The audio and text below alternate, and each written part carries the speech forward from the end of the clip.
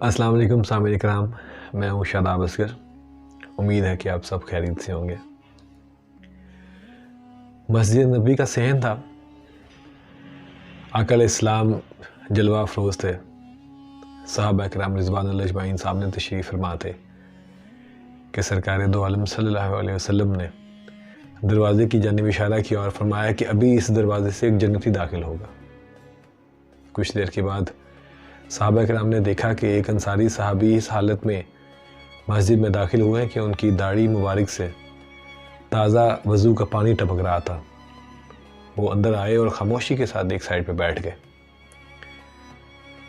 اگلے روز بھی محفل جاری تھی کہ میرے آقا علیہ الصلوۃ والسلام نے دوبارہ سے اشارہ فرمایا اور فرمایا کہ اس دروازے سے ابھی ایک جنتی داخل ہوگا۔ صحابہ کرام رضوان اللہ اجمعین نے دیکھا کہ وہی صحابی دوبارہ اسی حالت میں مسجد نبوی میں تشریف لائے اور خاموشی کے ساتھ ایک سائڈ پہ بیٹھ گئے۔ تیسرے دن میں محفل جاری تھی کہ آپ صلی اللہ علیہ وسلم نے اشارہ کیا اور فرمایا کہ ابھی اس دروازے سے ایک جنتی داخل ہوگا۔ صحابہ کرام دیکھ کے حیران رہ گئے کہ تیسرے روز بھی وہی صحابی خاموشی سے تشریف لائے اور مسجد کے ایک کونے میں بیٹھ گئے۔ ان صحابہ کرام کے درمیان ایک ایسے صحابی تھے جن کی عبادت اپنے عروج کو چھو رہی تھی۔ یہ صحابی ساری رات عبادت کرتے تھے اور سارا دن روزہ رکھتے تھے۔ حضور پاک صلی اللہ علیہ وسلم نے ان کو بلایا اور ان کے اوپر پابندی لگائی کہ آپ نے کچھ ریسٹ بھی کرنا ہے، کہ آپ کے جسم کے اوپر بھی آپ کا حق ہے، تھوڑا آرام بھی کیا کریں۔ ان کا نام حضرت عبداللہ بن عمرو رضی اللہ تعالیٰ عنہ تھا۔ ان کے دل میں اشتیاق پیدا ہوا کہ یہ صحابی ایسی کون سی عبادت کرتے ہیں کہ آقا علیہ السلام نے مسلسل 3 روز تک ان کو جنت کی بشارت دی ہے۔ لہٰذا ان کے دل میں یہ شوق پیدا ہوا کہ میں بھی وہ عبادت جانوں۔ تو وہ اس صحابی کے پاس تشریف لے گئے اور ان سے ریکویسٹ کی کہ میں آپ کا مہمان بننا چاہتا ہوں۔ اہل مدینہ والے جو ہیں وہ بہت خوش ہوتے تھے مہمان نوازی کر کے، تو انہوں نے ان کی دعوت کو قبول کر لیا۔ پہلے روز وہ جب ان کے پاس گئے، عشاء کی نماز پڑھی، کھانا کھایا تو اپنے اپنے بستر پہ لیٹ گئے۔ حضرت عبداللہ جو ہیں وہ اپنی چادر میں سے دیکھتے رہے کہ اب کب یہ صحابی جو اٹھیں گے اور یہ اپنی عبادت کریں گے، لیکن وہ دیکھ کے حیران رہ گئے کہ وہ تہجد کے لیے بھی نہیں اٹھے۔ فجر کی نماز کے لیے وہ اٹھے، فجر کی نماز پڑھی اور اس کے بعد دونوں صحابہ کے نام اپنے اپنے کاموں پہ روانہ ہو گئے۔ اگلے روز بھی ویسے ہی انہوں نے عشاء کی نماز پڑھی اور اپنے اپنے بستر پہ لیٹ گئے۔ حضرت عبداللہ دوسرے دن بھی ویٹ کرتے رہے کہ کب یہ صحابی اٹھیں گے اور اپنی وہ عبادت کریں گے جس کی وجہ سے ان کو جنت کی بشارت ملی تھی، لیکن وہ اگلے دن بھی حیران تھے کہ وہ صرف فجر کی نماز کے لیے اٹھے تھے۔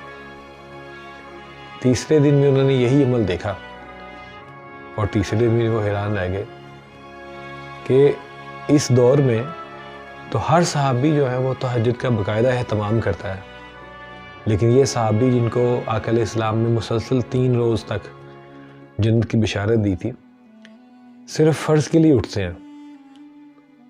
تیسرے دن جب انہوں نے دیکھا کہ انہوں نے کوئی ایسا خاص عمل نہیں کیا تو انہوں نے اپنا راز کھول دیا۔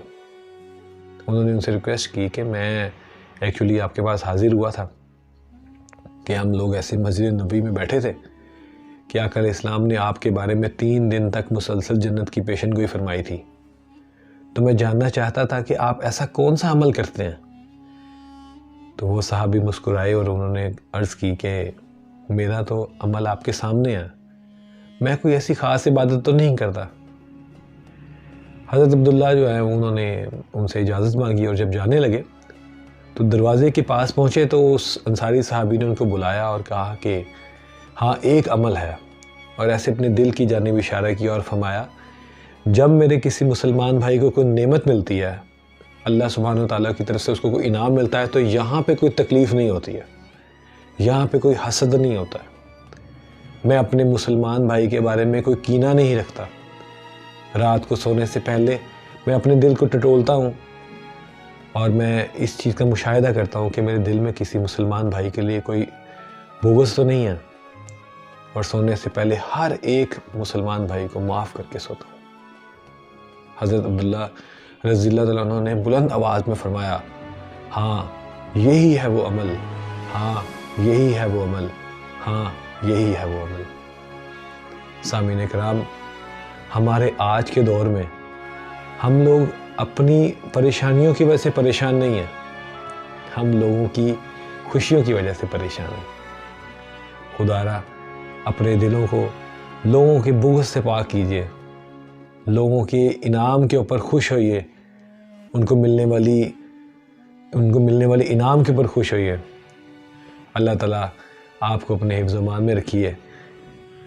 اب آج کے لیے اجازت دیجیے، اپنا خیال رکھیے گا۔